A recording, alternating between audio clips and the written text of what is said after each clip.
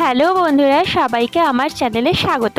আজকে নতুন একটা দিন শুরু হলো। আর এই যে দেখো, আমি এখন দৌড়াতে দৌড়াতে যাচ্ছি ট্রেন ধরবো বলে। ট্রেন অলরেডি ঢুকে গেছিলো, তো ফাইনালি ট্রেনে করে আমি এখন চলে এলাম হাওড়া স্টেশনে।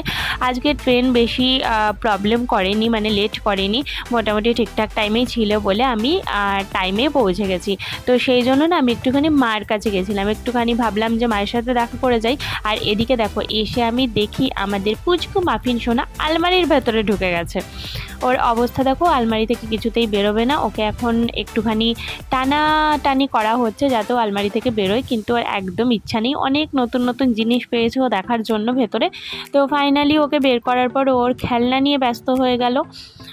তো একটুখানি খেলছিল, এটা নিয়েও মজা পাচ্ছিল। তাই আমিও ভাবলাম যে ওর এই অ্যাক্টিভিটিগুলো ক্যামেরাবন্দি করে রাখাই মনে হয় যে রাখলে কি বলো তো, পরে সেগুলো দেখা যায়।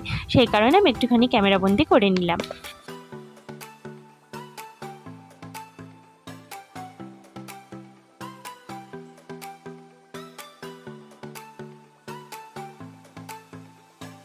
আর এই যে দেখো, এখন আমি যাচ্ছি স্কুলে।